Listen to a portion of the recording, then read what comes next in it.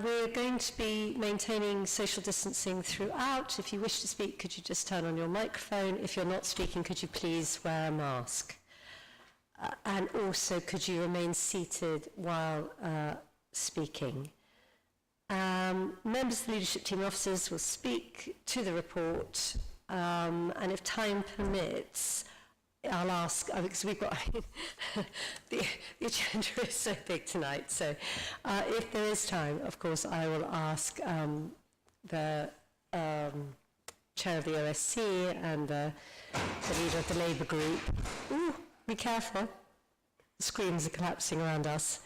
And I know that we have two representatives from Lancaster West Residents Association tonight here too. So if time permits, we'll certainly see if there are any questions that they'd like to ask. Right.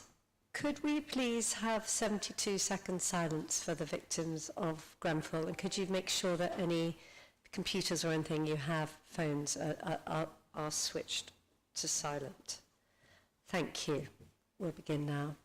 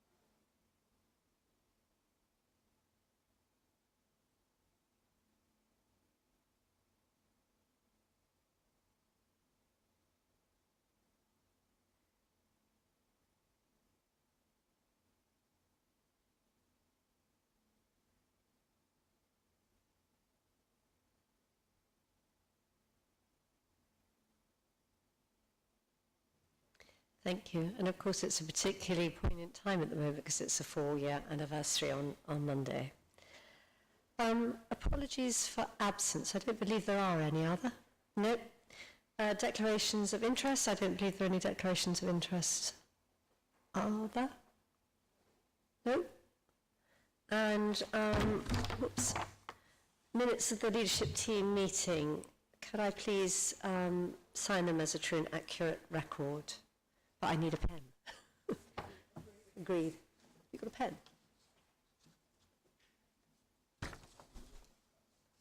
Oh, got one here. Thank you.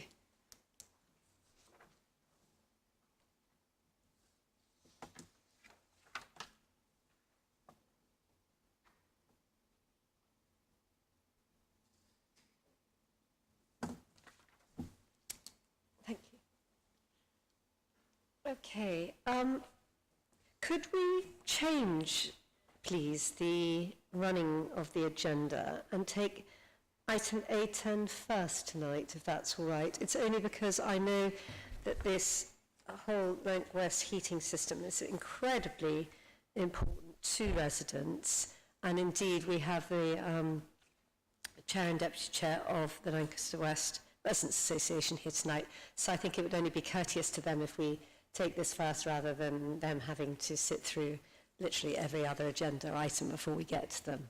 So Kim, over to you. Yes, thank you, and I'm very happy to do that, and welcome Abbas and David. So, yes, on this paper, obviously, it's a significant challenge that we've got as far as, oh, hang on, I'm allowed to take my mask off, sorry. You know, we have a significant challenge to achieve, you know, net zero carbon on our housing stock, and the technology that is out there at the moment is relatively new. And if we're looking at greening our overall stock, I mean, we've got an estimate of it costing upwards of over £100 million in order to do that, because, you know, we've got a lot of old buildings within our borough. Average age is about 1960. But I'm very pleased to present this report, you know, which focuses on the Lancaster West estate, and this is very much part of our project and our commitment to create a model 21st century estate at Lancaster West. And the project fits in absolutely brilliantly with our overall carbon zero, and it's going to be a very good learning curve for us for application further on without the borough. So the business plan that we have has already got an approval of £17.5 million towards the establishment of a heating network, and we're wishing now to move to the next phase, and we are applying for another £1.1 million of grant funding. And this, of course, is all in addition to the £20 million of social housing decarbonation fund that we've already secured. And I think I very much want to pay credit to the Lancaster West team and to the residents as well in terms of helping us secure what is a significant amount of money in terms of investment. So this report really is to recommend providing a further £1.27 million now for an initial scoping exercise with a view to making a final decision on this in December this year. And it's worth noting that there are a number of options on progressing this, and none of these have actually been finally determined. I mean, we have a preference which we're putting forward to the committee today to establish a special purpose vehicle, a council-owned company in order to deliver this, but that doesn't preclude us recognising there are risks involved in that of talking to and exploring opportunities within the private sector on it. So, as one of the clear lessons that we learned from Grenfell is that subcontracting and retaining little control sometimes doesn't work, and so it's something which we want to explore. So really, to conclude, this is quite a bold decision, and we are really very much at the forefront of innovation in terms of looking at how we're going to put this network together, but it's very much us leading the agenda as far as greening is concerned, really I'm very happy to present the paper, and if there's any questions, we have James here. Thank you. Other questions? Jem. Thank you. Kim, this might be more for Dan, but my question is really around, obviously we've seen in other estates around the country that what starts as a district heating for the estate ends up actually being able to be connected into the surrounding homes and properties. And I'm just wondering, obviously at the commercialization stage, the ambition is to provide good affordable heating for Lanc West, but will we be able to keep an element in there that means we can expand it in the future if any nearby private or social housing block wants to buy in? I think I'll start and then hand over to James. I think it's important to also remember that one of the big drivers of this project is we currently have temporary boilers operating on the Lancaster West estate. And so we're very focused to replace those boilers. So our focus is very much on putting a district heat network in to serve the estate. But as far as the opportunities and where we might go with that, James?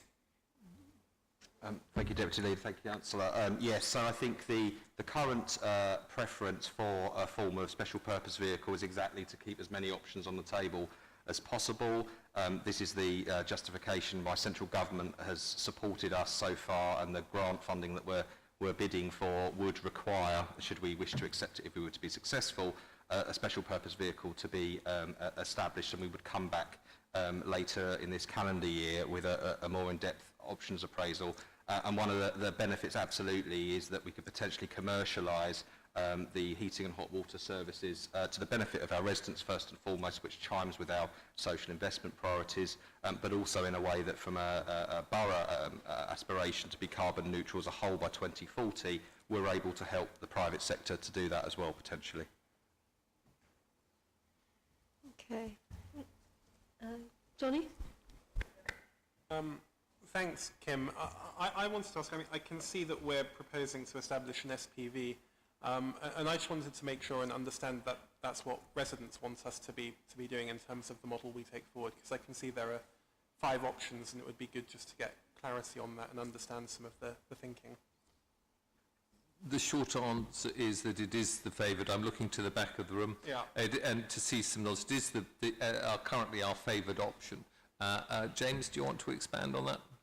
Absolutely, and we've engaged with 200 residents, and I'm sure our RA will want to contribute on this matter, but residents really like the fact that the council is currently accountable for the heating and hot water service. They also want to see that service substantially improved, as we've got 2 aged district heat networks currently.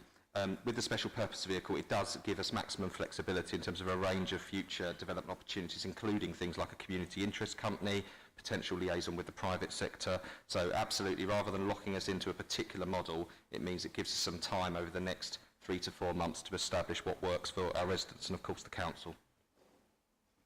Thank you. Emma and then Josh. Thank you. I've got one incredibly stupid question and then just an observation. I'm not clear why KA would be plugged in by 2024, but the rest of the estate by 2030. Is that just because it's so much bigger and KA is just one building? It's the timescales. Do you want to take your mask off when you're speaking? Because it's And then I've got one more and just an observation. So That's fine. So we've had really positive discussions both with KAA and both the client and the contractor of Kensington Leisure Centre. They've currently got their own boiler plant, which obviously they'll need to look to do something with as well. And I must say there's a real sense of collaboration in terms of where those buildings are both located. And I think the fact that this is so closely associated with Grenfell Recovery for the estate, they've been really positively engaged in working with us. We think there will be some flexibility in terms of when, if you like, the non-housing elements could come on board, but at the moment they're really keen to do so as soon as is practically possible. That wasn't my question. My question was, I don't understand why KA will be connected before all the houses, which is how it's reading to me. Well, it says 2024 and 2030 for the estate. Would you just turn on your mic, please? Sorry, could I ask which part of the report you're referring to, Councillor? Page 6. 4.4. 4.4.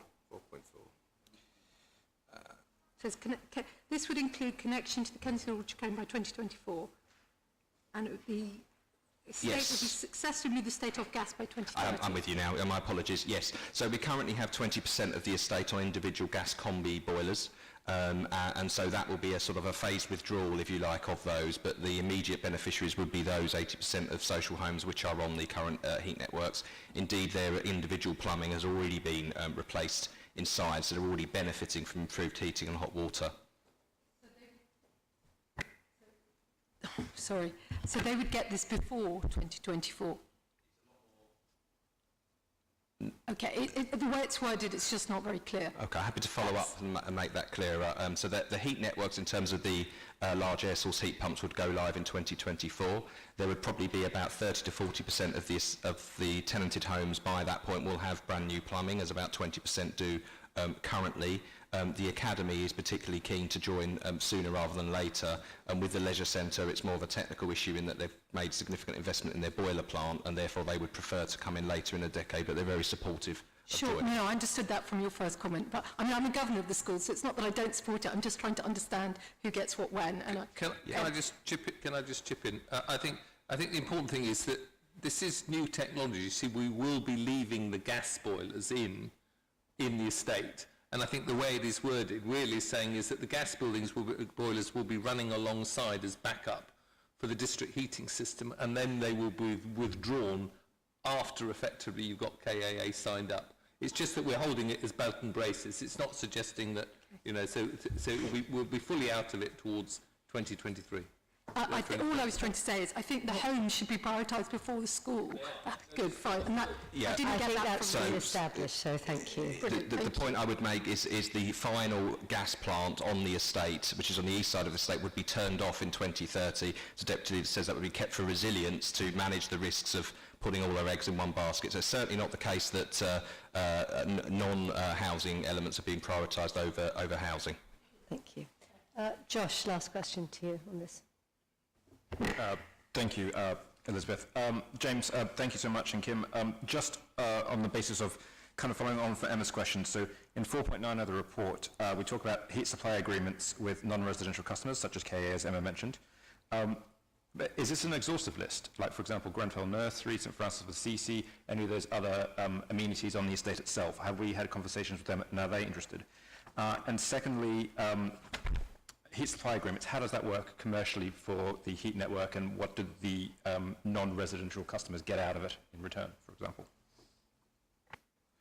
So to answer your first question, no, it's not an exhaustive list. It's just a practical one in terms of who we've managed to have really positive conversations with. We've had a number of other conversations. I was in discussion with the head teacher of St Francis of Assisi today around the neighbourhood master plan we're looking to do.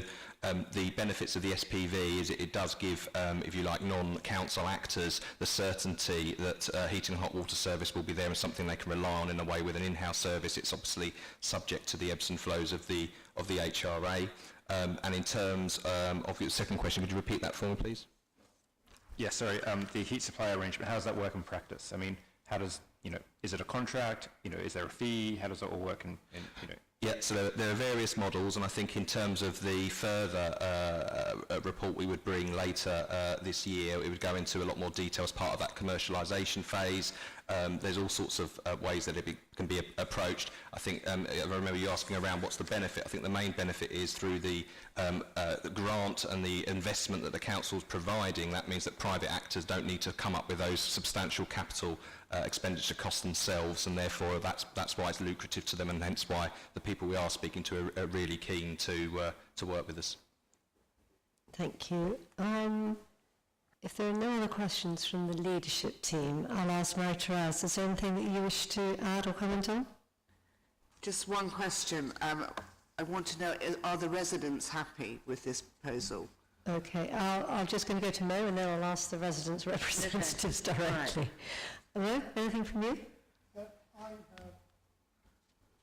I have two questions. I wasn't sure about the time frame. I was expecting for this new system to start within a year or two. I know the leisure center will be joined by 2024 and so on. My second question, I thought there are government funds to cover for Grenfell Recovery. Am I right? To pay for everything. Okay.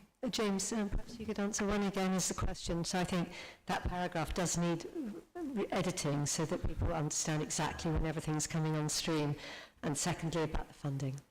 Absolutely. I mean, in terms of time frames, I think we've got a pretty good track record on the estate of going as fast as we can, but as slow as we need to, given we've committed to do this, in partnership with residents, and given everything that's going on in the area. I think it's important that we're sensitive to that. So some of this is also around getting the right technology, procuring the right... So when is the date?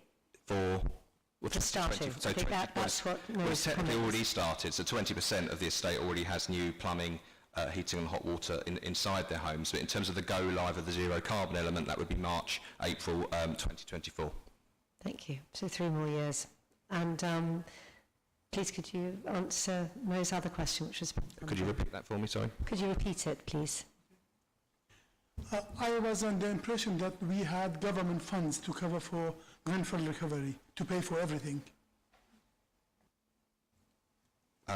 So the council's been really successful in partnership with residents in securing additional grant funding specifically for Lancaster West. This is a good opportunity where an investment in Lancaster West will potentially benefit Nottingdale as a ward primarily.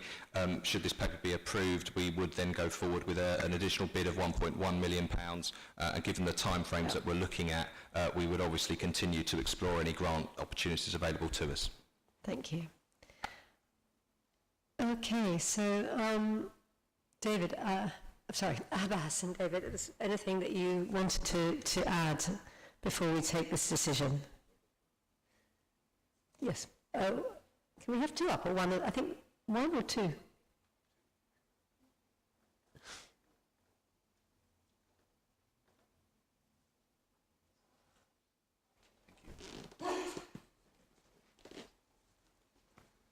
Thank you. Thank you, Councillor, and thank you, Councillors. I'd really just like to say I think the residents are actually excited by the idea of having a working boiler system finally, and also they're excited by the idea of it being modern technology and cutting-edge technology, but I understand that comes with risks and a lot of caveats. So one of the things we'd ask is that when it's set up, it won't cost any more than we're currently paying, because at the moment people are used to what they pay for their gas and electric, either as leaseholders or as tenants. And we'd like to ask that you work to ensure that, despite all the modern technology and whatever it is, people won't be paying any more. We'd like to ask that a special purpose vehicle is set up principally because we'd like to see that the profits and money that come from the technology and heating our estate go back into heating the estate. If it expands out to provide services to other providers, that would be good, but because I think the economics of the whole system mean that they need to have other houses and households involved. So we're all for all of that, but we want to make sure that our residents don't lose out by being the guinea pigs, and that our residents get something that is fit for purpose and is a 21st century state that we've heard so much about. But yeah, I'd also like to say that I think it would be best done as a non-profit sort of something set up, maybe with the residents on the board, I think, because I think it's important that they have that control in the future, not just from when it's first set up and all the goodwill is there, but in the future they can keep control of the heat company and make sure it works for them. So, Abbas, if you'd like to add some points. Yeah, thank you for the opportunity. Considering this is the first of its kind, this technology and the model going to be on our estate, it will cause obviously anxiety between residents because we don't know how it's been tested. So we want assurances for price cap.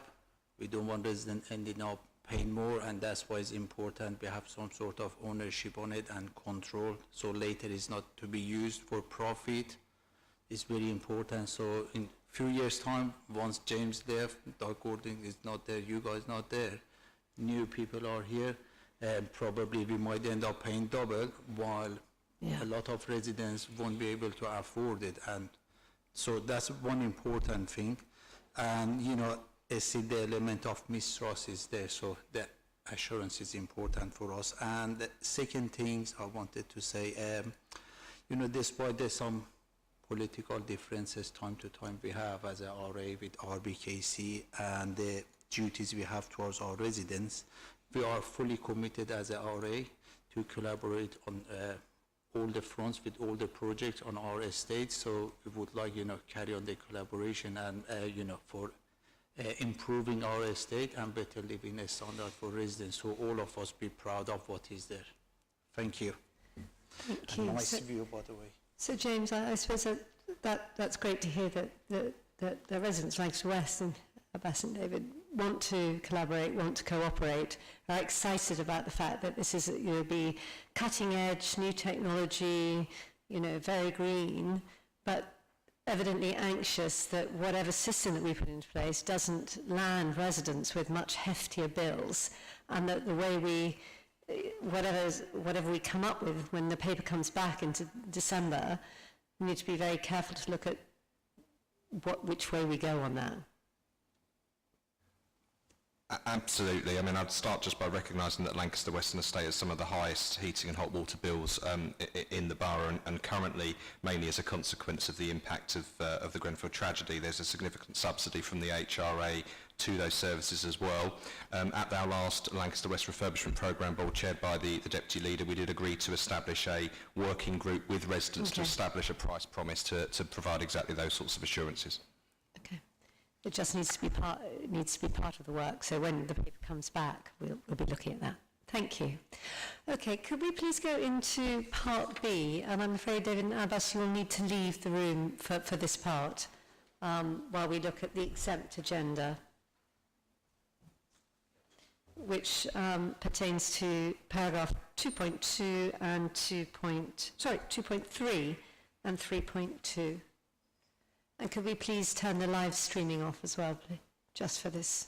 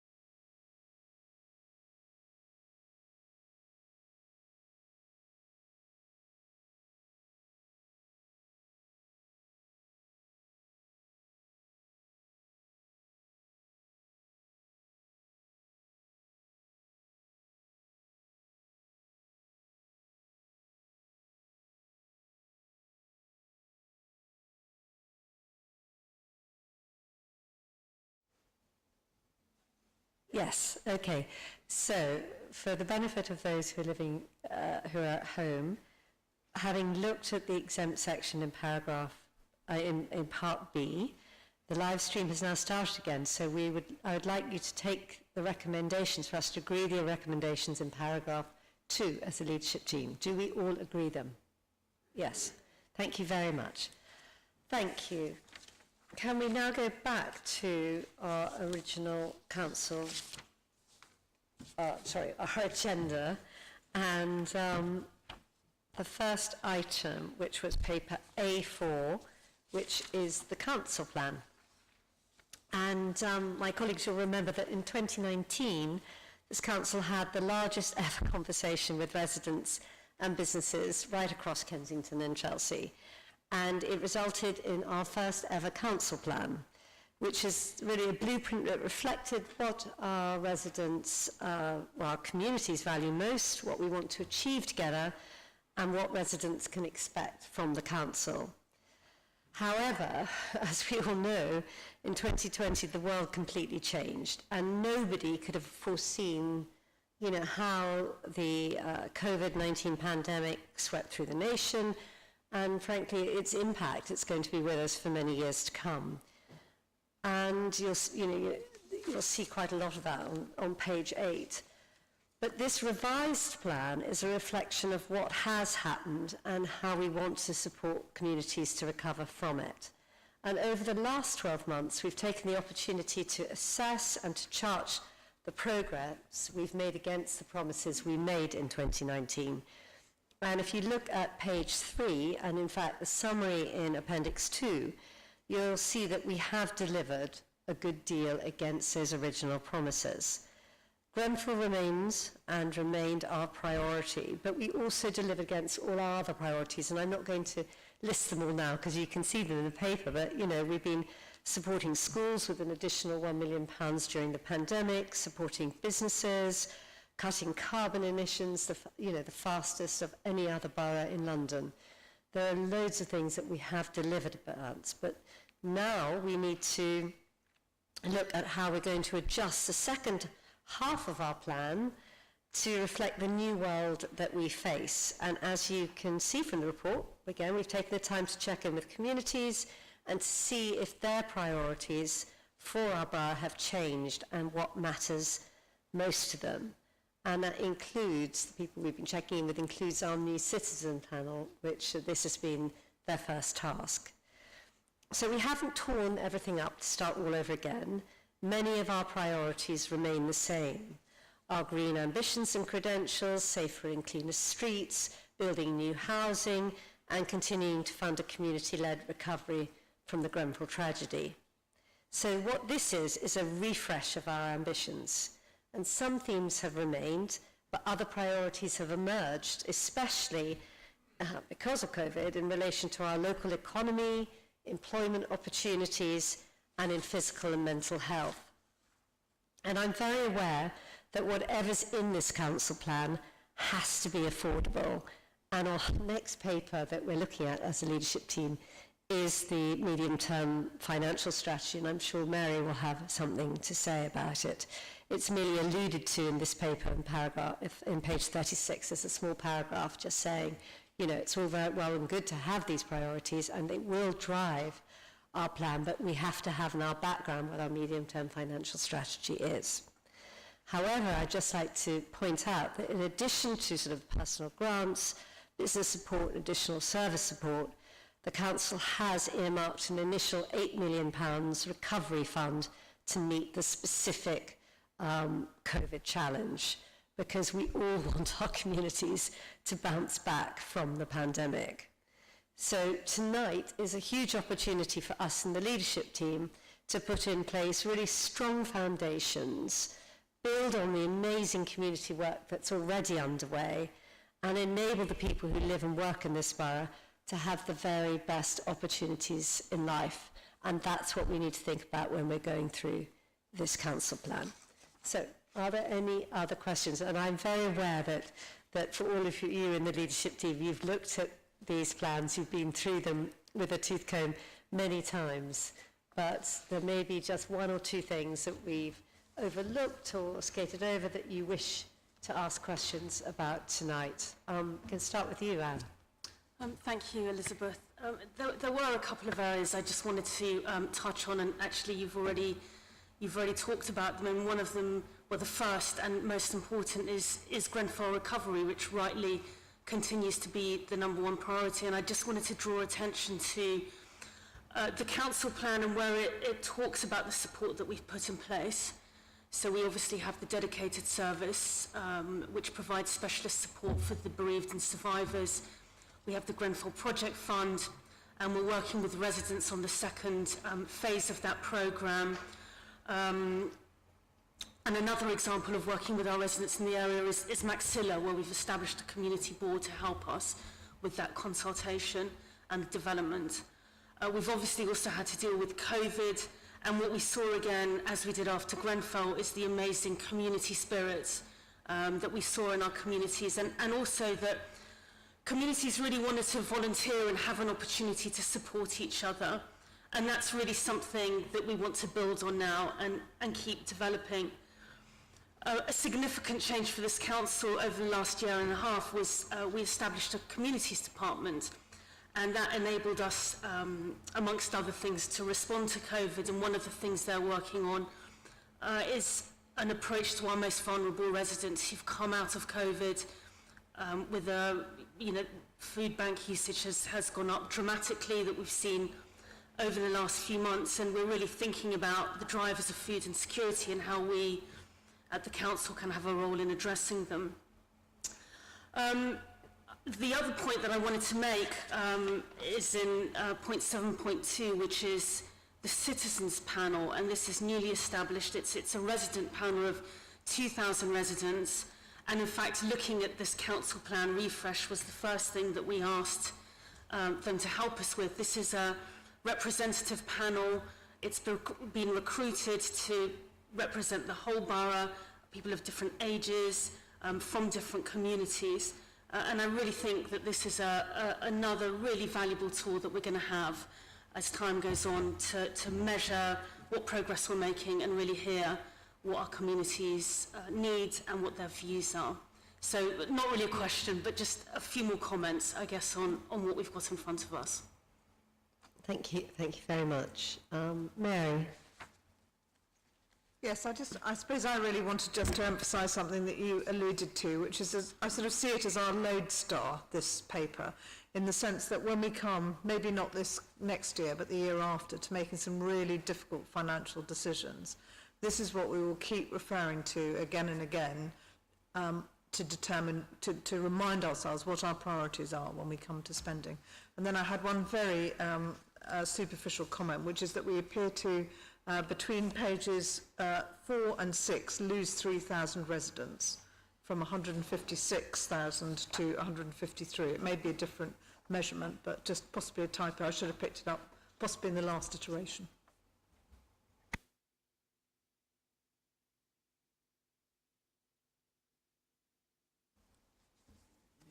Yes, again, I think it's an excellent report. Just a small typo, just on page 3. I just wanted an explanation as to where we get the £250 million on council housing from, because obviously we're spending 470 million on capital improvement, and then we have the homes that we're building and the homes that we acquired. So it's a question as to where the figure comes from. Like to answer that, Taryn or Erica? Barry? I think we have to get our time frames correct on this, because I think we have different figures for different time periods. So let's make sure. I'm not sure whether this, for example, just describes the 2019, sorry, the 2023 period of capital investment. Because the figures that you're quoted, of course, are over a much longer period. So we need to make sure we got the time period on this right. Yeah, and I think that question came up at the OSC as well, because at that stage it was $750 million, wasn't it? This is one where we tend to get a little bit confused on. So it just needs to be correct. Thank you. Who's it? Jem?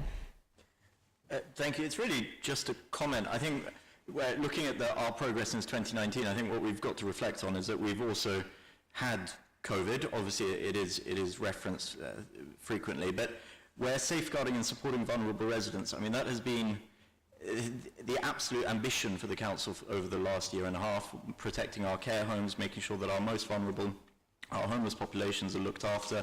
We now have our vaccine bus out in the community, reaching out to the homeless population to give them the vaccinations. But I think it's sort of summed up in 4 bullet points, but actually the vast amount of work that has gone into safeguarding our most vulnerable is something that we should mention here tonight, because it is still with us. COVID hasn't gone away, and we will continue to do so. And I think it's really clear in this plan, in this refresh plan, that this is something we're going to continue to do going forward over the next few years as well. Yeah, thank you, because as you said, it's been absolutely critical to the service that we've provided over the last few years, and it's going to carry on, but hopefully not at the same level as we've had during COVID. But I think it'd be worth recording our thanks actually to the officers who've really helped on the safeguarding of the vulnerable over the COVID period. They have worked extremely hard. I think it was Emma and then Josh and then Catherine. Oh, Josh first, sorry. Thank you, Emma. Thank you, Elizabeth. Just a quick comment from me. Of course, we've put children at the forefront and young people at the forefront of both the Grenfell Recovery and the COVID Recovery Plan. I'm conscious more is to be done, and I'm pleased that we refer to it in the council plan, especially any mental health provision and all the work we've done, especially giving IT to children, the Grenfell Education Fund, the emotional health and wellbeing support, etc., and how we've really driven and spoken to the community about that and collected their thoughts and views. Which leads me on to one of my questions, which is on page 36, and perhaps, I don't know if Barry or Erica can answer this question, but it talks how we are improving our collection and use of equality data. Now, of course, we have residents, for understandable reasons, who are weary of the state in whatever form it takes. And with that data we're collecting, how are we using it? Is it being used? Why is it being utilized? What are we trying to achieve with that particular aim? Just to either give people reassurance or just to kind of understand what we want to do for this borough? Essentially, it's to comply with our public sector equality duty in relation to ensuring fairness in allocation of resources. To do that, we need to to measure what we've done in order to see whether there's issues about reach and fairness. But obviously, it's collecting information is commensurate to the service that's provided.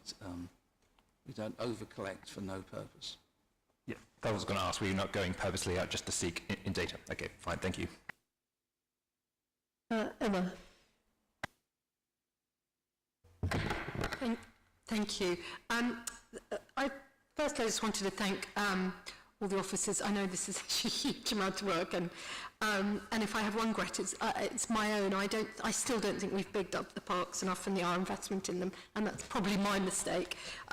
Anyway, just one small thing on page 6, under communities. Well, both boxes, the 1 in 4 box isn't entirely clear what it means, but the box underneath where it reads over 1 in 4 residents and 1 in 2 secondary school children, I think the word language is missing, or something's missing, because I had to read it 3 times to understand what it was trying to say. So, and I'm a council insider, so I think that perhaps just needs making a little clearer, and probably the one above as well. Thank you. Catherine and then Johnny.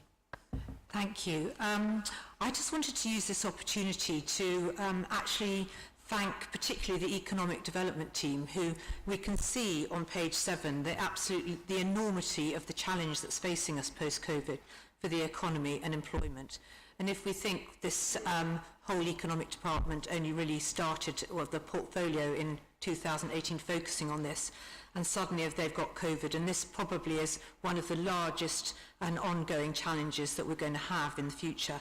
So I know it lists on in Appendix 2 some of the things, the progress that we've done, but I just think that doesn't really scratch the surface actually for the enormity of all the achievements that this department has undertaken in such a quick time. So I'm going to just do a very quick roundup. 3 business forums formed, we've got 3 bids in the work, we've got community works in progress, which is to support the Grenfell community back into work. We've got a supply chain that is getting our small businesses working on large contracts with the large contractors in this borough.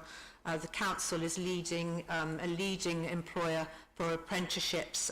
We've done a great job on Kickstart. The libraries during COVID have been incredible with all the virtual programmes that they've put together to help support people at home, both for lonely adults and for children. And so I could go on and go on. But I think one of the really extraordinary things, and I'm really picking up on this in terms of what Anne was saying about communities, was actually how we really have engaged with the business community so well through the business forums. And now, you know, we've got 3 new employees, one directly a business engagement manager who's already doing extraordinary work, an apprenticeship manager and a construction manager. So 3 new people already creating new jobs and new opportunities in this borough. But we realise this is absolutely just the start, and there's lots to do. And also, just quickly, youth engagement, the Youth Council have been fantastic, and we're using them to help us with the High Streets for All Fund. We're using their project to go to the GLA with, which has been great. The Citizens Panel we're engaging with to consult on our high streets. So I could go on and on, but I think it's a great start, but we know there's an absolutely enormous job to go forward. So after that long thank you, actually, to everybody who's helped work on that. I just wanted to pick up on the page 7, under the economy. I mean, obviously, some of these figures are just going to be shifting the whole time. For example, already the furloughed residents, you know, which is good news, is now down to 7,000, and we've got 8,900 here. So I just wondered how we were going to help reflect constantly changing economic and employment figures in a document that will go to print. Thank you.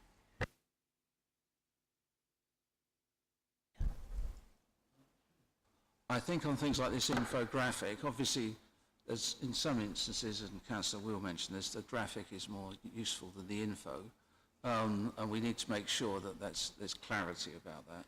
But we need to make sure that this infographic is updated all the time, so that but we need to publish it as at now, and we need to update things like this infographic, because it is useful.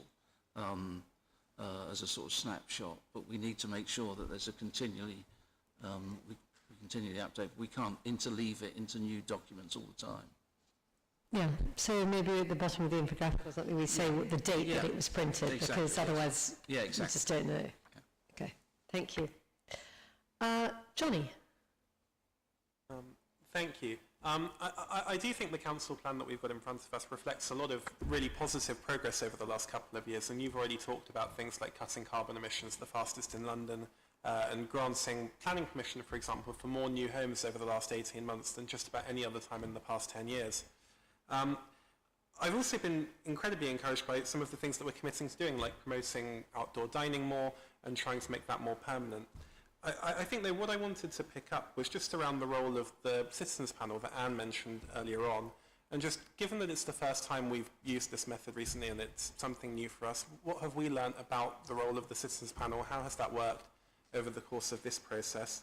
I can see that we've done a lot of engagement, and I'm particularly pleased that the Youth Council noted its support for our Cycle Quiet Ways, for example, which is one of the many things we're doing to promote active travel.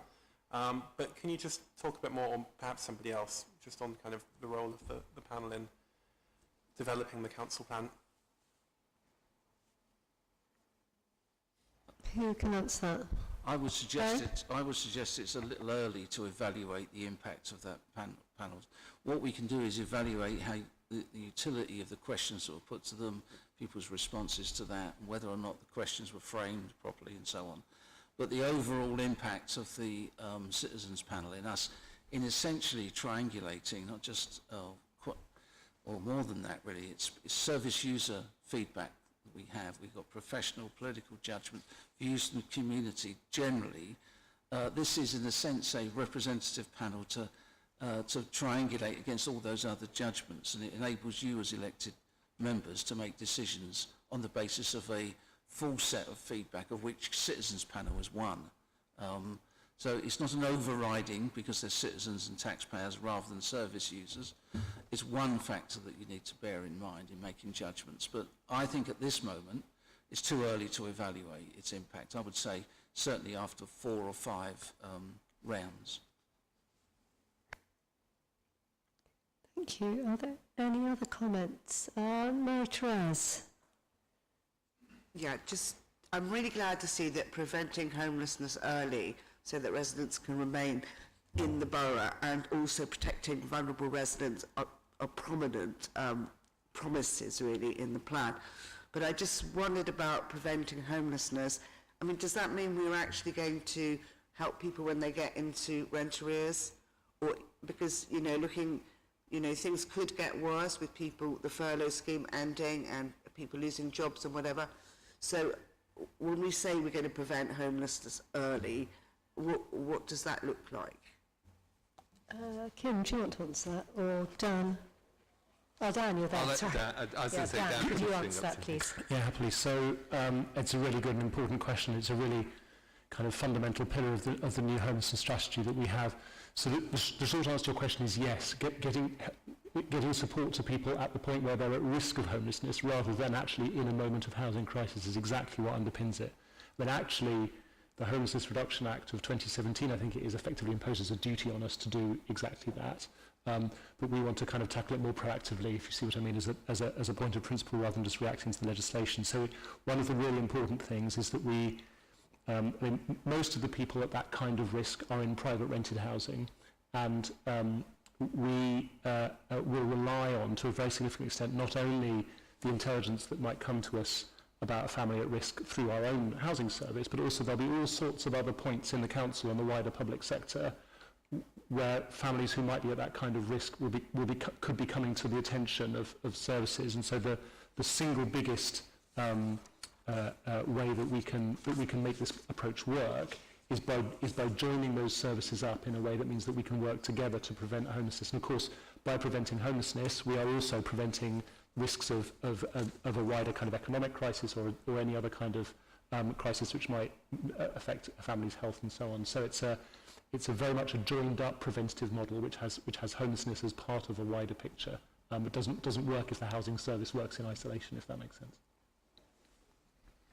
Okay. And before I ask Mary anything, can I just be assured that the recommendations coming from the Overview and Scrutiny Committee have been incorporated into it? Okay, thank you, because there were quite a few. No. Thank you. I have 2 questions, one of which is, this council passed a motion in the first meeting in 2017, after the fire, I think it was July 2017, to create a fund, to support Grenfell children survivors academically throughout until they go to university and they find employment. Have we implemented this? This motion passed. It was proposed by Harrison Littler and seconded by Bevan Power, both councillors. It was passed in 2017. It should be a policy now. So what have we done about this? And do we have special provisions to support Grenfell survivors in this regard? Do you want to answer? Thank you, Mo. Yeah, no, really good question. So in terms of the funding, that is the Grenfell Education Fund, which is currently up and running. It has been since 2017. That provides for children, as you so mentioned, and young people who are affected by the fire, not just necessarily in the borough, but who may have moved away, other places right throughout the UK. It's currently funding this year and funding for the next 2 years as well at this stage. So yeah, that's definitely up and running at the minute, and we do reference that in the council plan. Before going to the second question, may I explain a bit more about this? Because the board... Yes, but we are discussing the council plan. Yes. In this. Yeah. So this is still... Okay. I'll move to the next one. Losing jobs and COVID meant so many people lost jobs and many people stayed home. That meant, especially winter this year was longer, and that means higher fuel bills and heating bills. Do we have provisions? Did we have and do we have for future to support families who are disadvantaged? Barry, could you answer that question?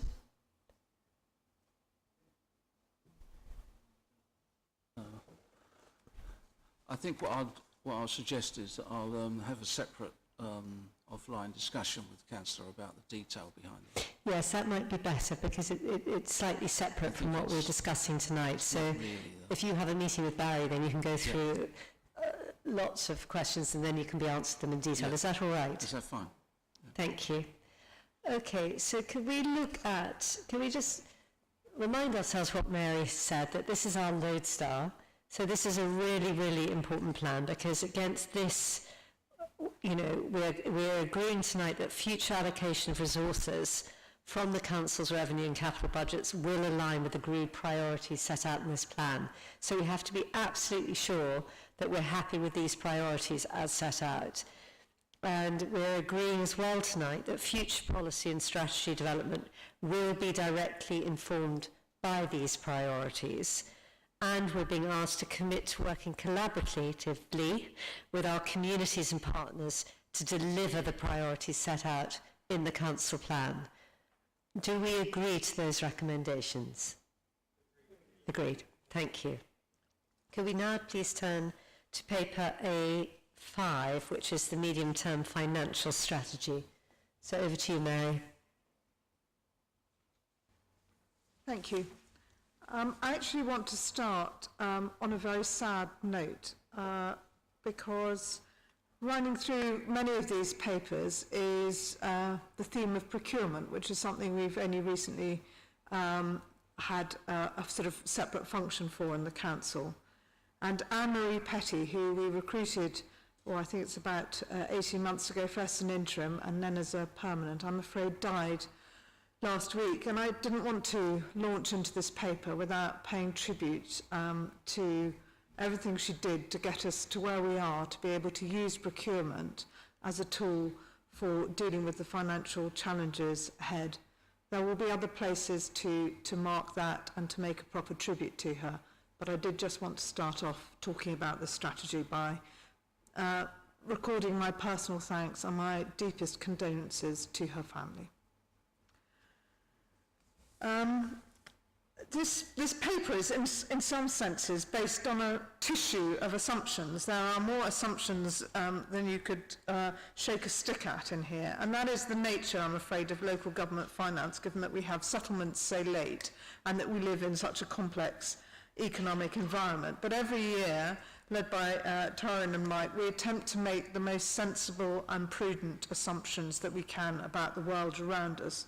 We're not always right about them, but I think that on the whole, most years, our errors balance each other out. I also hope that everyone here thinks this paper is clear, because I'm very keen that we communicate properly in everything that we do, particularly in financial matters, which can be arcane. I think the way this paper is constructed, I spotted a few typos, like a few X's, and where there should be actual figures, or one actually only. But if anybody has any thoughts about how in the future we could make it even better, I'd be very keen to hear them. But I hope everyone thinks that this is that we're improving every year. The essence of this paper really lies on page 1 of the executive summary at the very bottom, with the table which fundamentally encapsulates the challenges ahead of us, with some nasty big numbers on the bottom line, showing a cumulative balance deficit or gap to be filled of 28.5 million over 4 years. And you'll see the peak of that comes not in the next financial year, but the year after. I don't like to be Jeremiah and say it's all doom and gloom. It's obviously very challenging, but I hope what this paper also does is outline the tools and the approaches that we're going to take and the strategy that we have to cope with all of this over the next years. And obviously that requires the vigilance and application of all my lead member colleagues, but also of the Overview and Scrutiny Committee and all members of this council and all officers to work together to try and to face these challenges. And I think really that's all I wanted to point out. I mean, there are lots of bits throughout here, you know, very interesting bits of information showing you, for example, how much our government grants diminished in the last 10 years, and other ways of looking at what we're trying to do. But happy to take any questions, and Taryn's here for the difficult ones. Thank you. Any comments, questions? Johnny. Thanks, Mary. There are certainly lots of financial headwinds, and if I think even of my own portfolio, we're still grappling with what TfL's funding settlement means for us, for example, and how that will affect highways expenditure on things like cycleways and pedestrian improvements. So it's certainly true that the MTFS, the financial strategy, has to take into account a tissue of unknowns, as I think you put it in rough terms. But one of the things that I was curious about actually doesn't relate to my portfolio. I know that the adult social care precept has changed over the last year or so, and I wondered whether we had an emerging view about whether we would prefer it to stay at its new rate or to revert back, or sort of how we're feeling about the likelihood of different outcomes on that front. I think we're assuming that it won't, we haven't assumed that it'll carry on after next year. And it's been 3%, I think, for quite a long time. That hasn't changed, but what we never know very far in advance, given I mean, I think the government did give us only 3-year funding about 5 years ago, but since then we're living literally December to December, and we do not know whether we'll be given that precept. So you're right, it's one of the big unknowns still.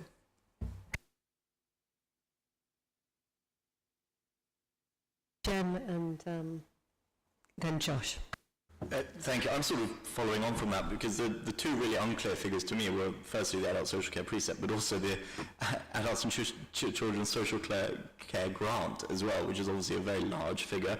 We're all hopefully looking forward to seeing the government's proposals on how they look to tackle funding for the social care sector for the long term and for the future. But I think what stands out to me is that we've considered this, and we've already put forward another $500,000 to fund pressures that we know are coming. Obviously, we need to know what we will have in this grant as well, but I think that speaks to the way that you've put this document together, that there is that foresight to know that these pressures are already coming down the track. Obviously, the sort of the unwinding of COVID will be it will be new to everybody, and I think, again, it's sort of really prudent that we are already budgeting for what may be a very difficult and expensive few years as we try and balance people's needs going forward. So I just want to say thank you for thinking ahead to that one. Thanks. We can only hope that it's actually going to be enough, but thank you for that. Josh and then Emma. Thank you, Elizabeth. Mary, council tax collection, I was noting on page 15 of the report that it was 98.5% and has dropped to 92.6%, and I was just seeing why that is, and we're dropping the ball a bit here. I think this is essentially, and Ty will correct me if I'm wrong, a function of COVID and our commitment not to do the kind of enforcement that we would in normal times. And I think I personally think that's the right approach. This is not the time to do the sort of more muscular collection, if I can put it like that. Taryn, would you just confirm whether that's right? Yeah, absolutely. That's correct. And I guess the unknown that we've got, so typically our collection rates are high for both business rates and council tax in the borough. The unknown for us is whether the current year, so 21-22, we will get back up to those higher levels, or actually there'll be a bit more of a transitional period. So that is the area for both business rates and council tax that we'll be keeping an eye on, certainly over the next few months. Thank you. Emma? Thank you. And again, first, I know this is a huge amount of work for everyone, so thank you for this. Just really following on from what Josh was saying about the fall in collection rates, and the collection fund, historically generates a surplus. It isn't at the moment, but there's, presumably we expect it to bounce back. So my question is, I suppose it's a bit of a philosophical one, Mary. If this is all a bit crystal ball gazing, would it be fair to say that there are more known unknowns than in normal years because of COVID? and therefore it's even more a bit crystal ball gazing than in any other year, which means the margin for error, well, in theory on both sides. And I suppose the reason I'm asking this is that, and I'm probably a bit Pollyanna here, but by and large things have always we've always been very conservative and cautious, which is right, and by and large things have tended to turn out a bit better. And I suppose I'm saying if we've got more unknowns than ever and new unknowns, you know, is that making any sense, the question? Could it go worse or much better because of that? Could the swing be bigger, I suppose, either way? I mean, I think Taryn just gave a perfect example of where we know things, we've taken a hit over the last year or 18 months on things, and we have no, you know, it's hard to tell what the trajectory of recovery will be, and that spreads across a number of the assumptions that we've made here. So I suppose it's yet another curveball. Taryn, can you make any more sense of it than I can? Not necessarily, but just one thing to add is that I suppose this year we've got an idea about what some of those risks are. The difficulty we've got is the quantum, so the financial impact that will be. So, you know, like the collection rates, we know it may not bounce straight away back, but how long will that take? You know, the impact on businesses and the economy, we know it's going to have some impact in the next couple of years, but, you know, to what level? So I think we know where some of those risks are. It's just very difficult to specifically put precise figures on. And, you know, I suspect we'll still be in that position for the next 6 months or so. So I think certainly 21, 22 is going to be that year that's a watching brief and seeing what happens around us. I think to go back to Mary's initial introduction, at least what this paper has laid out very clearly are what all the parameters are and what the variables are. So we have a list of them, but beyond that, we don't know which way they're going to go. I guess I feel that there are more variables than ever. That's what I'm trying to say. Yeah, I think you're right. I think we're living in great uncertainty. Jem. Sorry, I forgot to mention it previously, but what I'm also often remarking on is that the council continues to offer 100% exemption on council tax to what is now 13,000 residents on our lowest incomes, and the report makes out that many other authorities still insist on a percentage being paid. So I suppose my question is, are we in the absolute minority there? Are we one of the very fewest councils in the country that still offers 100% reduction? And where do we sort of stand in London on that? I think we're about one of 5 in London, but is that right, Taryn? I can't remember the exact number actually, but it's a really good question. So let us find that for you. I would agree that we are the minority in London, but yeah, let's get some accuracy on whether it's the 1 in 5. If I can just add to that, we do make this decision explicitly every year that we're going to go on doing this. I think the sum involved is very large, and obviously much larger this year. But then maybe of all years, this is the year that we're really glad we did it. I mean, I'm always glad we do it, actually. I think it's a very good thing that this council does. But of all years, this is the one that's been the most expensive, but perhaps the most worthwhile.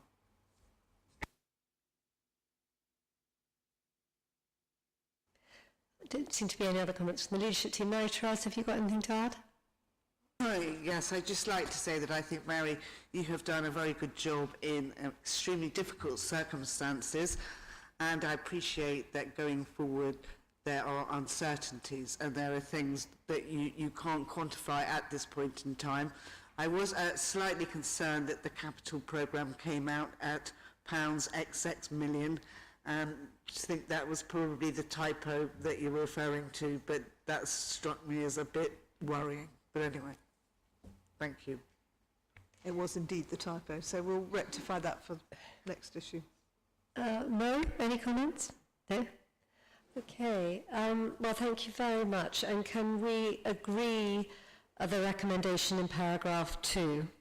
And that is that reviewing the council's financial position is set out and recommending this strategy, including the capital strategy, to the council for approval, including the adoption of the planning contribution governance framework.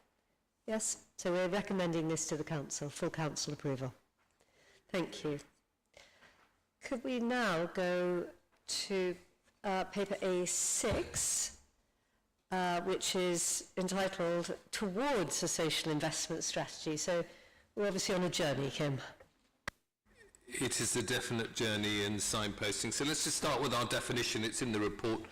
This is all about how we use our assets and other resources, including our spending power, to improve the prosperity and well-being of our residents. And as we've said, this is a signposting really of our social investment strategy that over time will be something that I think we should consider being applied over all of the council. But initially we're really focusing on 5 strands of corporate property, procurement, housing, libraries and parks. And I start by stressing this is not about an asset grab or a giveaway of assets. It's a report that sets out our direction of travel and how we approach the assets and the letting of our assets. And it's really much about us aiming to supplement rather than replace the council plans or COVID recovery work streams and other decision-making processes that we have. And this is really born from the Kroll report that came out, and it really focused on the fact that we were extremely good at sweating our council assets within corporate property, but sometimes we maybe lost sight of the alternative benefits, and it wasn't really a question of just generating the maximum amount of money from our assets. And so we have been adapting this very much, I think, post-Kroll reports, post-Grenfell. And although, generating of income is incredibly vital, and we've only just heard from Mary in terms of our financial position, it's not the only consideration that we need to take into account, and we need to consider a different approach and how we can put our communities first. So really, this is all about making the greatest use of our assets and improving the prosperity of our residents. Appendix 1 goes into some details about the framework of how we might do it. It also talks about questions which we really need to consider further about how we define what best value is. We have a development on Kensal Road, which we now have planning permission. We're moving forward to build. We've got 2 commercial units at the ground floor. Talking to our residents about what commercial benefit we could get for you. There's very much a strong feeling that we would like to have a convenience store. So there is something where you actually had a blend of social value as far as the residents concerned and the opportunity as far as generating money. Equally, the unit next door, where we have strong interest of being a medical centre, that again, the social value of being able to do that rather than just a community centre. So I think it's important just to really end by saying that this is something that we're already doing. We've applied issues like ensuring our London living wage in all our contracts, using council developments to create jobs for local people, and we've talked tonight also about carbon zero and greening as well. So it's a question now really of us trying to bring all this back together, to try and do it in a slightly more coordinated way, and look how we could integrate, economic, environmental and social policy, in order to ensure better outcomes as far as our residents are concerned. So I really sort of stop there and open to questions and invite Dan to add any other further comments. My first question is just remind us when, this is a map or whatever, but when are we going to get to our destination? So I think the plan, I'm going to look at colleagues behind me, I think the plan is to have to bring a strategy to you by the end of this year if we can.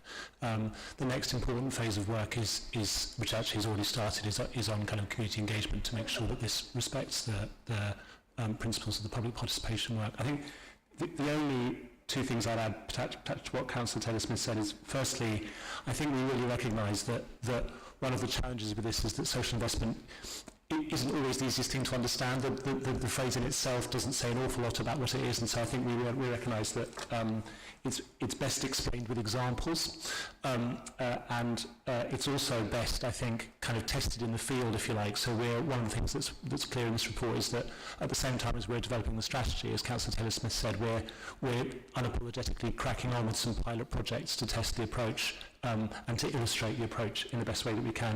And then the final thing I'd add is that we're since the concept was first conceived, obviously COVID recovery has become an enormously important part of the Council's work, and we're really keen to integrate social investment into the recovery thinking, and it's a key pillar of the recovery thinking, and some of the opportunities that we've got to pilot some projects are going to be directly focused on recovery priorities. And then Anne. So I have three questions, observations. Firstly, I'm just really for everyone here, I had a very useful conversation with Dan and Kim earlier because unfortunately I didn't go to the leadership team meeting where this was presented. And I think what we clarified that we're going to focus more on the buildings and parks and sort of green fields and flower beds in the first instance. And that kind of brings me to my first sort of comment, which is I absolutely support this.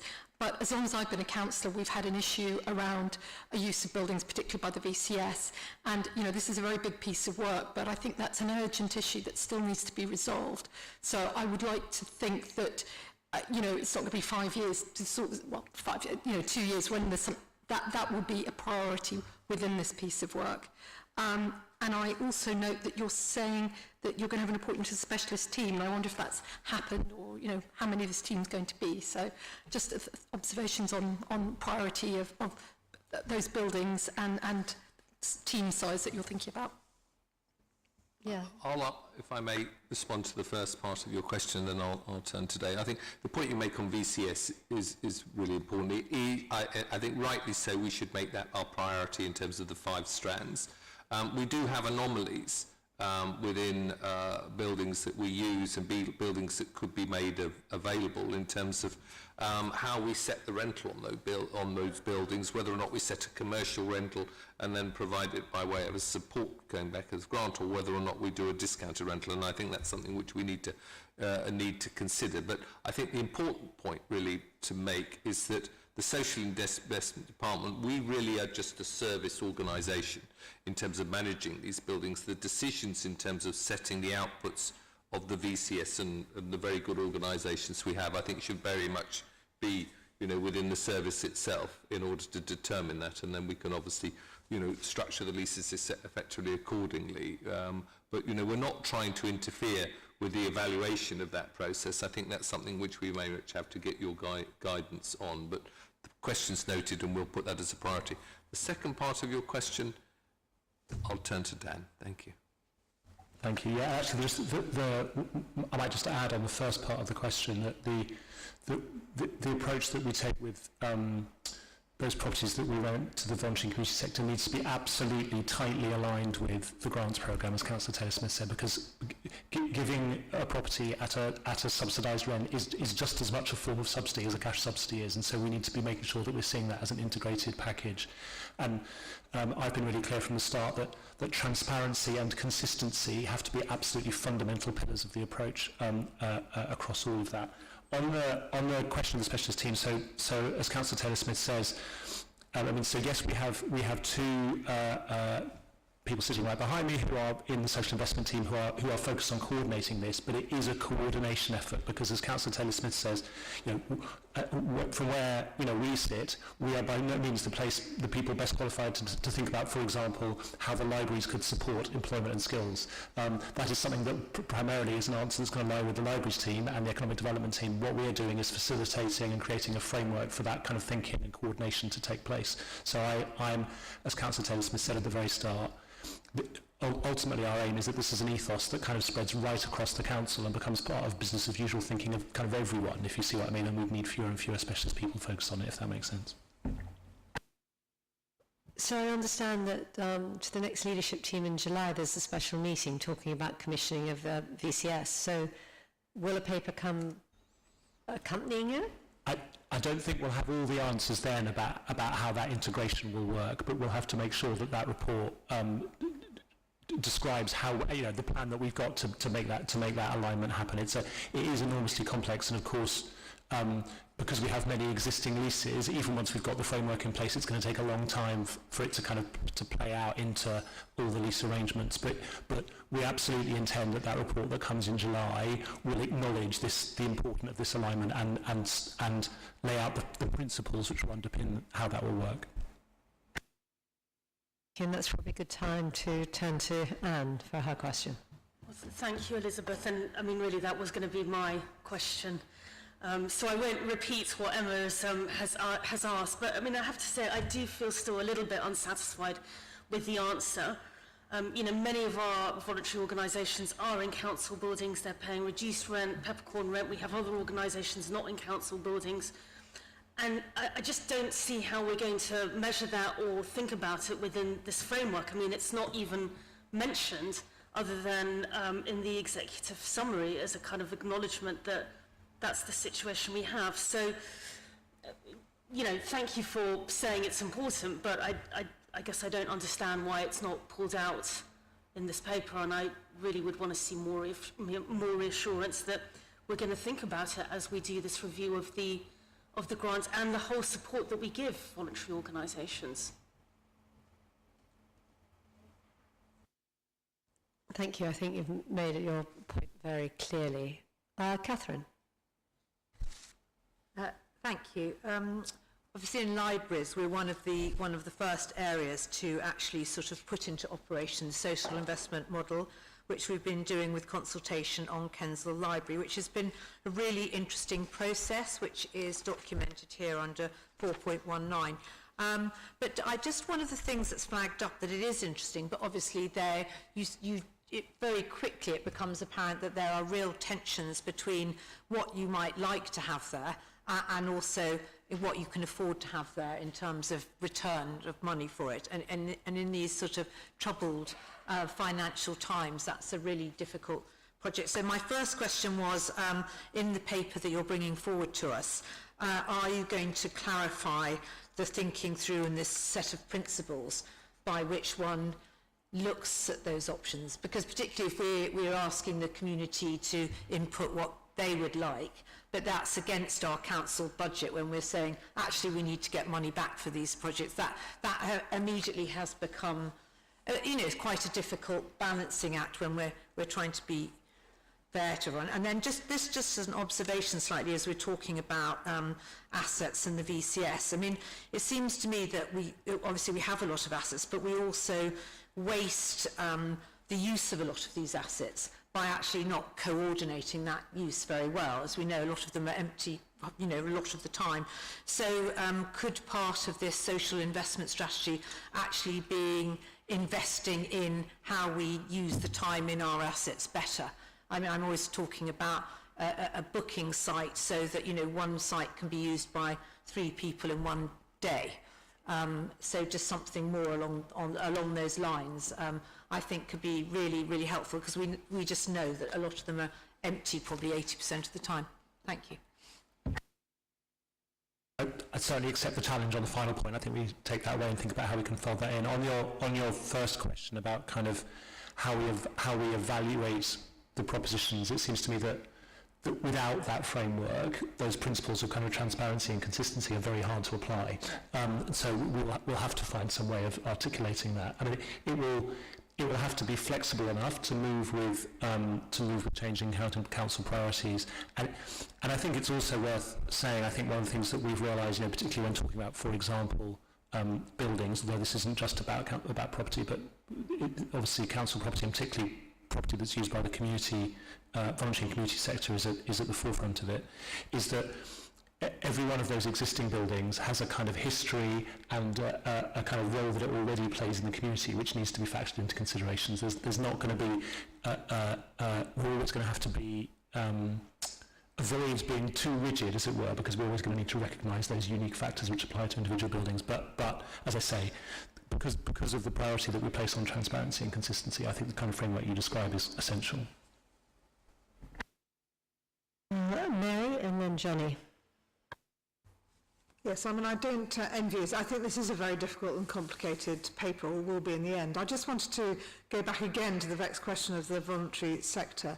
One thing I hope that will be reflected in the final thing is what we have done in the past is issue fully repairing leases to the voluntary sector, and then they have on peppercorn rents or low rents, and then they've been completely unable, organisationally as well as financially, to keep up with that. And I think whenever we give a rent to the voluntary sector, almost without exception, we should carry on being responsible for the upkeep of most of the important fabric and machinery, because otherwise what ends up having is an unlovely scrap with the voluntary sector that we just ought to avoid. And then we add that in, we reflect that in the subsidy that we're claiming that we're giving them going forward. And I just want to make one other observation, and that is that, I think that as a council we've started taking the whole idea of this on board, across the board, before this paper, which is something that you point out. And one example again is procurement, where we have in our new procurement strategy taking cognizance of what social value we can engineer out of that. And I think that's a step forward as well.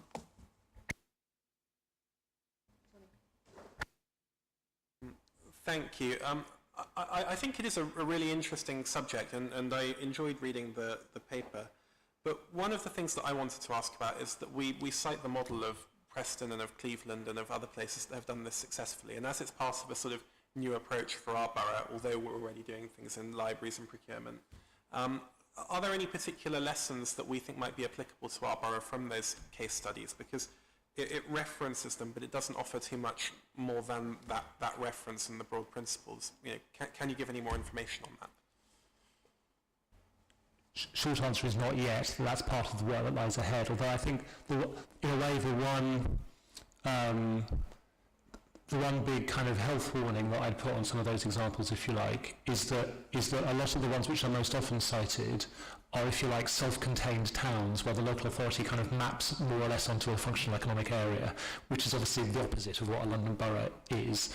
And I think what we have to recognise is that we're operating in a different environment. In lots of ways, we have opportunities that arise from, because of what London property can do for us. We have opportunities that other places don't have, but we also have kind of complexities that others don't have.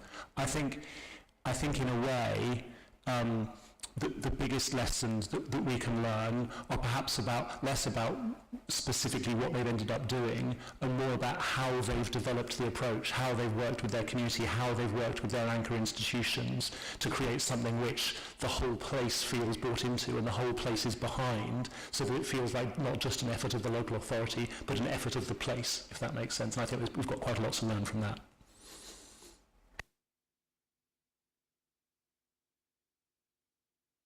Thank you, Dan. I agree with the overall, scheme towards a social investment strategy.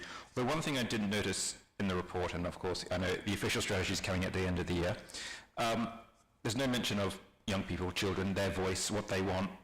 Often I go out to places and they say, I don't like adults telling me what I should think or what I should do.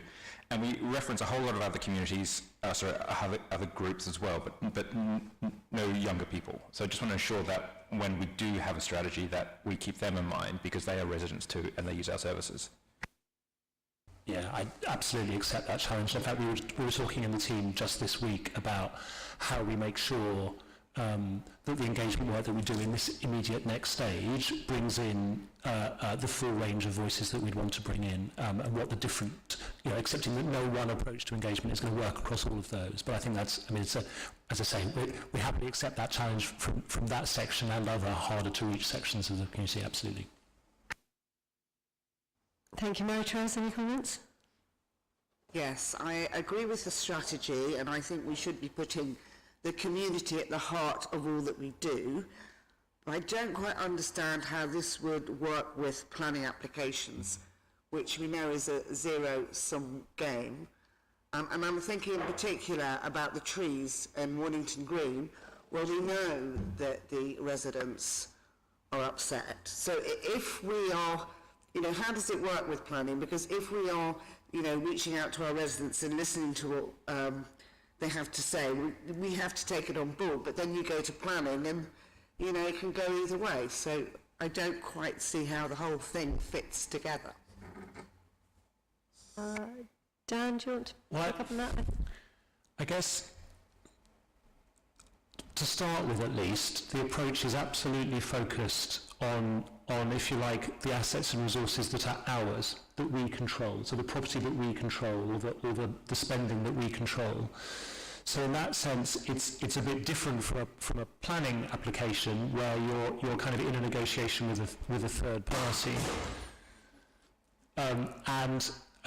So I guess for that reason we've kind of deliberately not tried, at least in the first instance, to extend the approach into planning where, for all the reasons that you describe and many more, it's a kind of more complex picture where I think we're deliberately starting at home, if you like, with the stuff that we do have more direct control over, and where, of course, there are trade-offs. I mean, there's no more obvious trade-off than the trade-off between the kind of cash you can make from rent and all the other benefits that you might get in return for a subsidised rent. But it's not quite a kind of there aren't other parties in it in quite the same way there are in a planning application. So I think in a sense I'm inclined to dodge the question by saying we're not yet at least planning to apply this. Well, yeah, in planning. I think the thing is that that's not what's in this paper. So we're starting with a property, and you can see the five. I mean, I accept the explanation, but in a sense, this, social value, social investment, social capital, they are actually conceptual things, and if you're going to have it in, yes, charity starts at home, I accept that, but eventually you're going to have to, if it's going to permeate through all the work that you do and how you relate to the community, you're going to have to think about it.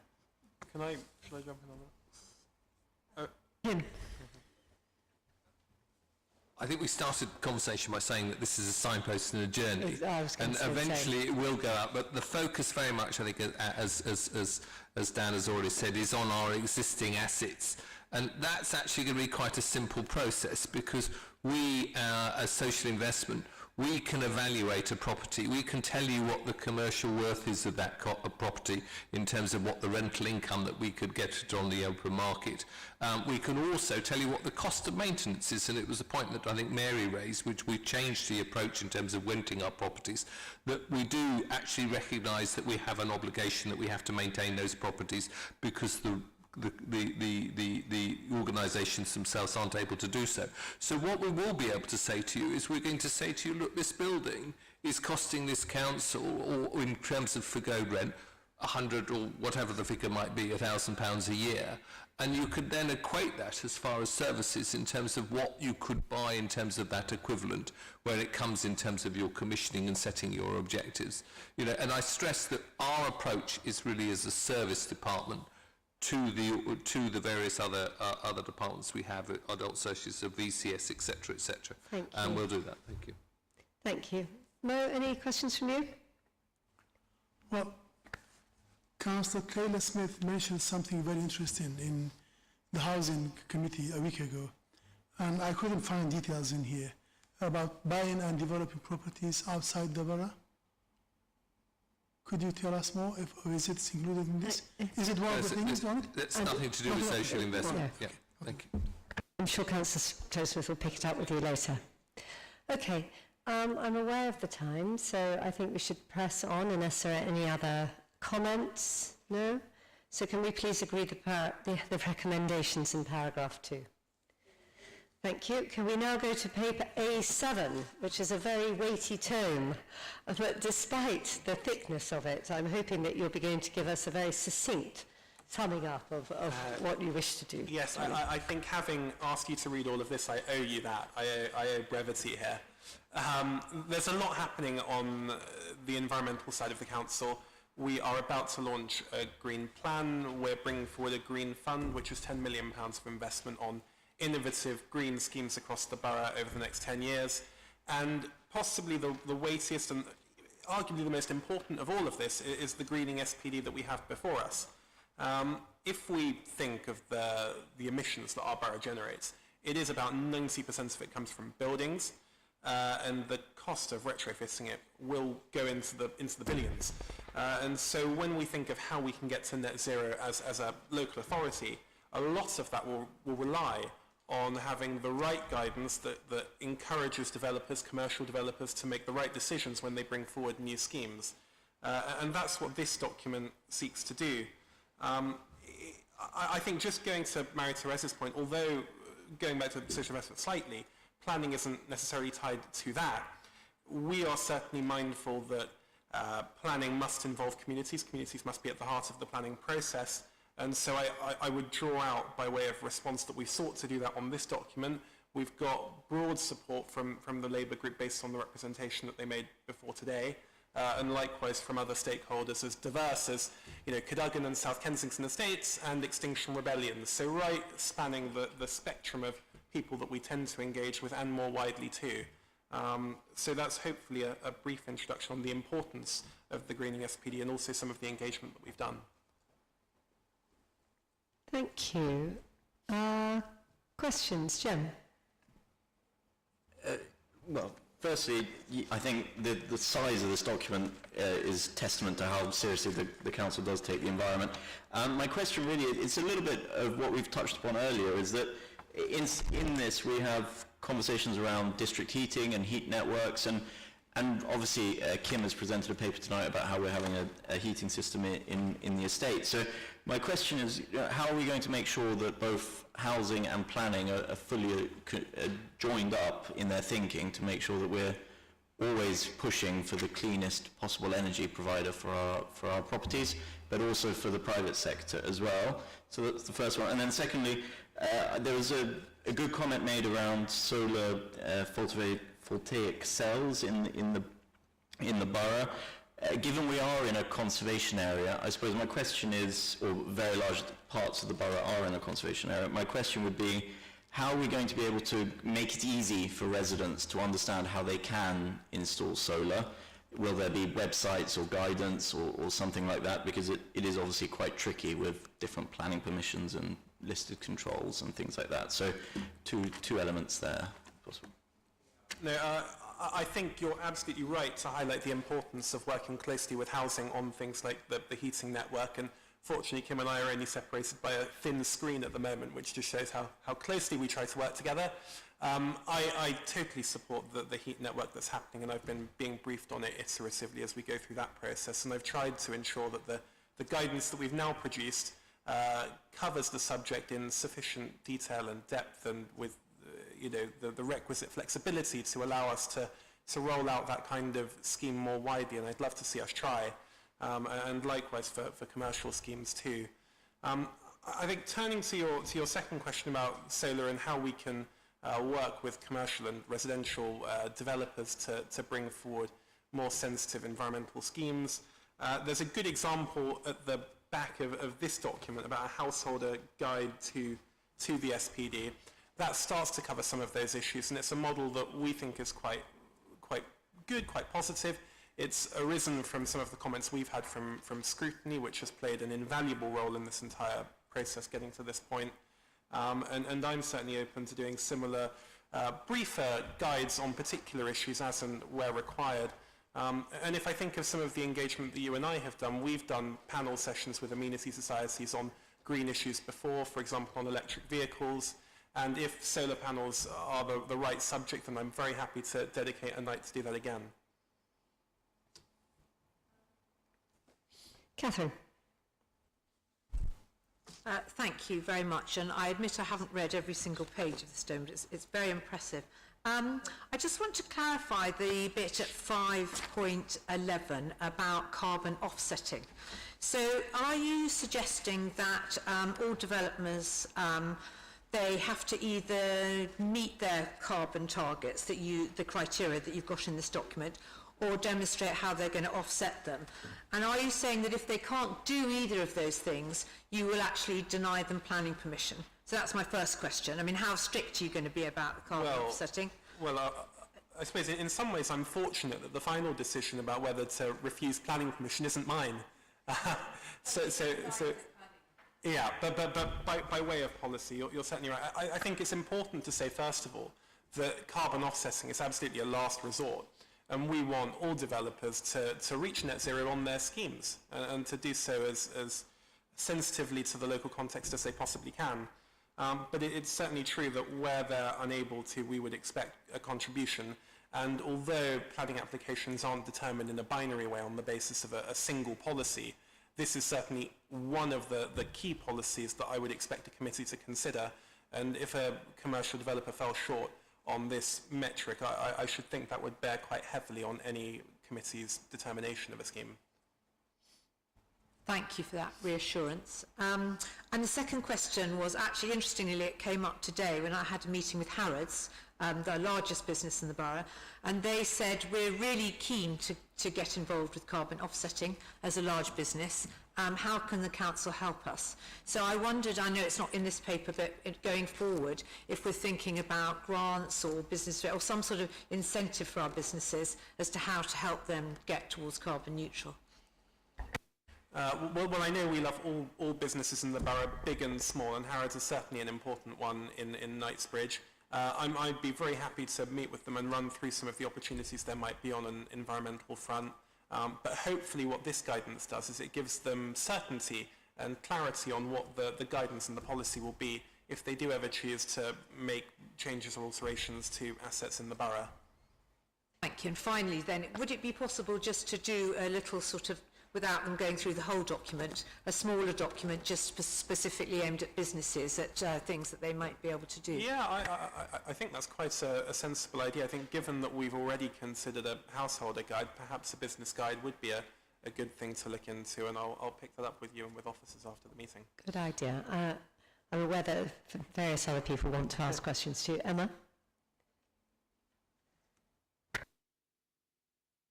Thank you. You rightly said in your introduction that 90% of heat loss is buildings. And I note in 9.17 about windows, how can I put this? We're sort of, we're a bit vague really. We're sort of saying we recognise that, but having historic windows is really important. And I guess if we're ever going to meet these targets, it just seems to me like we're going to have to grasp double glazing. And I know there's a councillor in this room, and I won't name names, who has been told he can't have double glazing on his flat by our own planning department, and I just think, you know, you have to make these choices, and it seems to me not having double glazing is pretty fundamental, really. Yeah, I mean, you're grappling with probably one of the key challenges that we come across the planning department, and that's the balance between things like heritage and other considerations like environmental improvements. Certainly I want to move the dial towards the environment whilst being sensitive to heritage in the borough.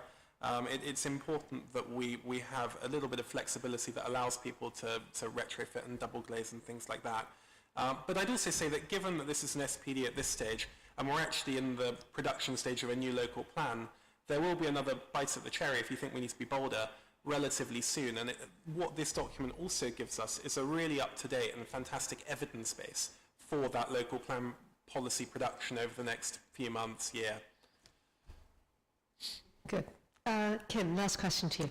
Yes, well, first of all, can I just declare I am the councillor that Councillor Will was referring to, and that gives me an opportunity to lead in. Actually, it's really just following on from the point, because Councillor Will and I went to Leighton House today to look at the work, and they're putting a lift in. And I said, well, how can you put a lift in? And they said, well, we've been to English Heritage, and they feel that what we're doing in the design is in keeping with the rest of the building. So, I mean, so my problem is that, yes, why can I not have double glazed windows on a Victorian sash window? I mean, it's ridiculous that somebody's telling me... Okay, we're not going to go down this. I think there's a broader point of principle It's a serious here, point that I'm trying to in make. conservation areas, what can we do to make sure that we have as much sort of environmental stuff which is, you know, helpful to the environment as possible, but we're not going down individual houses or individual windows now. But I'm sorry if I made that impression. I'm sorry. It's a general point. It's a general point. Could you please answer? Have a very clear guide? Yes. Could we please answer the general point? I think I've covered these sorts of issues by way of that conflict between, in some cases, heritage and the environment. But can I, whilst I've got the floor, welcome the investment that's happening at Leighton House, which is in my ward? Thank you. Right, Marie-Therese, from the OSC point of view, are there any comments? Comment that I think the difficulty is often just about the cost of things, say that electric cars are more expensive, heat pumps, and, you know, putting in double glazing. So that's the real issue, to meet those kind of deadlines, to get everyone to agree to do it. Yeah, I think that's an important point, and it's actually one that we saw a real-life example of earlier today. The Nottingdale Heat Network is a fantastic environmental project, but we heard that the key anxiety that residents had was around cost, and I think that's something that nationally and locally we will need to get better at explaining the trade-offs that come with these sorts of improvements. Mo? Thank you. As Johnny mentioned, I have shared my views on it, so we work together on this. Thank you. Can we please then agree the recommendations in paragraph 2? Yes, all agreed? Thank you very much. Could we now turn to paper A8, which is the CCTV strategy, which I'm sure will be most welcome to most of our residents. Emma, do you want... Thank you. I'll just really brief introduction because this is a paper that's largely familiar to you all. So you will recall that earlier in the year we upgraded our CCTV system in the borough, almost £500,000 repairing and putting in new cameras, which was very welcome. But we obviously felt alongside this we needed to actually have a proper strategy about CCTV, and that really, in a nutshell, is what this document is. It sets out what our policy is, what our aims for it, but also what it can't do. And because we know there are, sensitivities with some residents rightly about CCTV. There are 6 commitments in that. I won't go through them over the next 5 years. Things we particularly want to make sure we achieve around CCTV. And I think the final thing to say, and possibly the most important thing, that this was a piece of work that was co-designed with our CCTV advisory group. It really was their work as much as anyone else's. And I absolutely want to note my thanks to them for all their hard work on this. And with that, and I know Stuart Priestley's here as well, if anybody has any questions. Can I ask you the first question? Where it says the council should outline a plan for continuing investment in CCTV, including a policy for business and resident group private investment. Does that mean residents just getting Ringo and sticking them on the door, doing what our residents are already doing, but sort of joining them all up? Oh, exactly, but I think I'll let Stuart answer that a little more eloquently. Thank you, Councillor. Yes, it is just that. We've already seen some really effective schemes in the borough where residents have joined up their CCTV networks, ensured that their networks are compliant with the CCTV Commissioner's principles, and develop relationships with the police whereby they can pass on information to the police and images to the police to aid their investigations. So this is an area that we know that residents are taking the initiative themselves, but they're also looking to the council for guidance and support. There is already quite a bit of guidance and support out there, but I think there's more to be done for us in developing a toolkit which will support residents and businesses in this area. Great, thank you very much. Johnny? Thank you. I had slightly 2 questions, but the first of which relates slightly to my own portfolio. I'm always conscious that now that we've acquired the powers for moving traffic enforcement, or enforcement of moving traffic offences, I ought to say, we don't want that to turn into something that's punitive to our residents. We want to be sensitive to the local economic climate too, and that it shouldn't become a cash cow. So I just want some reassurance that we are all joined up on that, and that although it's rightly noted in the paper, we remain acutely aware that this is something that needs to be done in a proportionate way. So my take on this, and I've had some conversations with actually some of your officers about this, this is a very much an overarching strategy. The detail of how those moving traffic informants are done are actually still within your gift, not mine, or within the leadership's gift. And I don't think it would have been right for us to make that decision now. I think what it does, it provides the guidelines, but it will be at the discretion of highways officers and the lead member, in this case yourself, when they're used. Now, whether we want to go back and strengthen that as well, it is a separate issue. But I felt we went as far as we could within what was, without undermining, your independence on that. Yeah. Thank you. I also just wanted to ask quickly about kind of the balance, but it's an issue that has often come up in my ward between fixed and deployable cameras, and how we plan to sort of, through this strategy, achieve the right balance. Again, I'm going to ask Stuart to answer that. I think that we're on a journey with that, but Stuart's probably got a much more eloquent answer. Yes, thank you for that. Well, I think there are a set of benefits in having fixed, particularly in those areas that we know there are long-term crime and antisocial behaviour issues, and where, with the greatest of efforts, what our intention is to dampen down, manage and suppress those issues. The demountables obviously provide us with opportunities to be more flexible and move them around the borough, but there are some IT concerns. There are some IT matters that we need to consider with demountables because of they are beaming the signal, and there's a license, an annual license that we need to pay, as opposed to having them hardwired in. There's a different costing model around those. Where we've invested recently within CCTV in the locations as part of the capital development programme, we've used a mixture of both fixed and demountables within those locations to give us flexibility. The strategy sets in place a kind of principle that we would look to have a mixture of demountables and fixed based upon the issues that are presented that we're trying to tackle. And what I would also say alongside that is CCTV is just one tool as part of a problem-solving approach to tackle crime and antisocial behaviour. Thank you. And so, sorry, something I should add to that is, obviously we're now seeing NSIL bids come in for CCTV, and those will be all deployable, won't they, Stuart? So that's why I'm saying we're sort of on a journey, because I think the balance will change as we see more of those bids. This strategy is really about the principles behind things, so it's not about every single thing that we're doing. It's about the overarching principles. And on that point, from the OSC, any comments?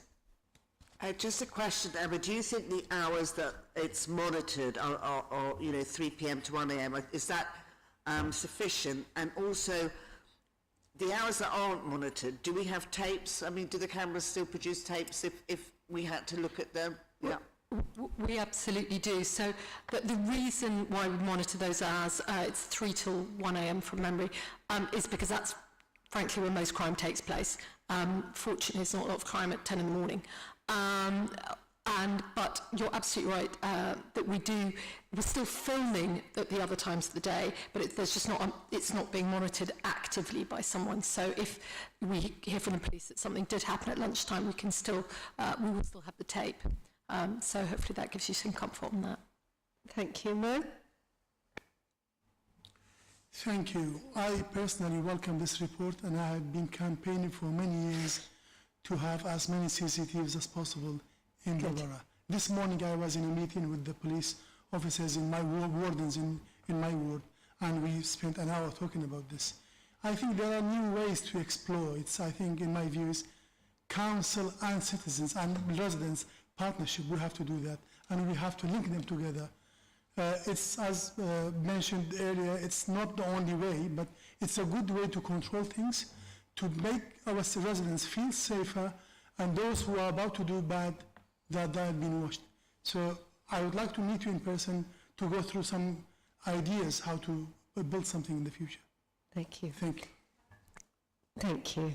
On that basis, we've had a good discussion. Can we please agree the recommendations in paragraph 2, which is to approve the CCTV strategy? All agreed? Yes? Yeah, good. Thank you. Okay, and the last paper is now paper A9, which is incredibly important, because I always think of this as our bread and butter, because we're all corporate parents here. So the safeguarding report, which we're here to note, yes. I think it's the last item on our agenda, but it's certainly not the least. It's very important, as we're all corporate parents. Thank you, Elizabeth. That's right. So I'd just like to reaffirm to the leadership team and everyone else here that there is no vote on this evening. This is merely to note, as there are statutory responsibilities, of course, regarding local safeguarding partnership and children. This is why it's come here this evening. The report has been scrutinised by the Family Services Select Committee, the Health and Wellbeing Board just a fortnight ago, and we're bringing it here this evening just as again to note. But I'm pleased to say that RBKC, Westminster and Hammersmith and Fulham, which are the joint trio of the local safeguarding partnership, produces really good results. RBKC especially, it's all in the report. Of course, there are still lessons to learn about certain issues and certain challenges that we have, but overall, I'd like to thank obviously the work of Angela and Emma in the portfolio to get this done and to report back that our children, are our prime importance. We are our corporate parents to them, but I'm happy to take any questions on this.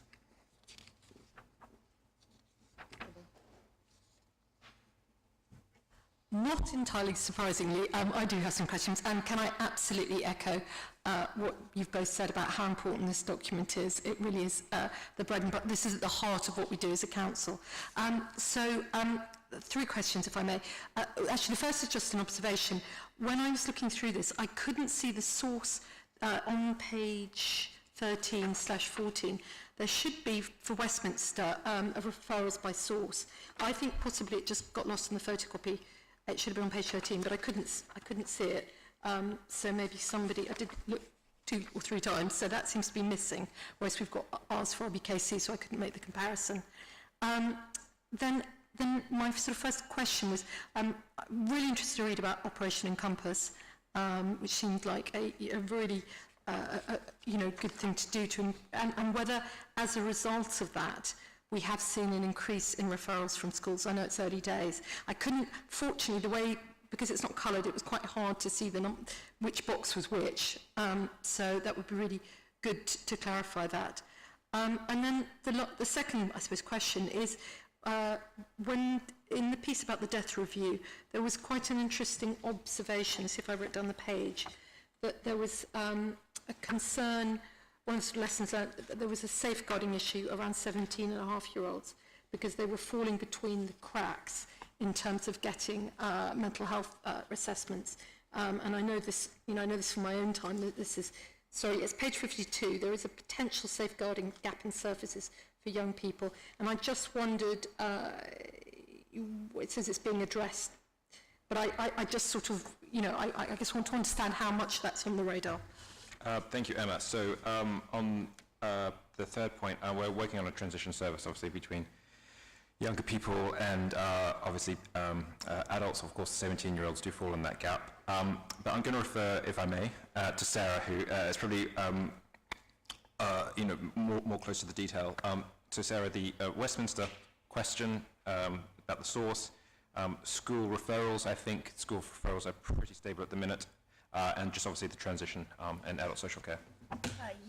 Absolutely. Thanks for those questions. It's always really interesting what you notice and what you don't notice when you read through reports.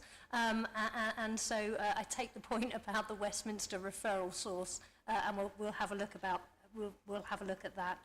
In relation to the gap for 17-and-a-half-year-olds around mental health, there's been a recent audit by the CCG of admissions to hospital around particular mental health issues with a view to really grappling now with this issue. Young people tell us over and over again that actually they would like child and adolescent mental health services extended to 25. We've seen a lot of children's services now be extended up until the age of 25 for vulnerable groups. So this is something that, as West London Directors of Children's Services, we are taking up with the CCG and hope to see some improvement on.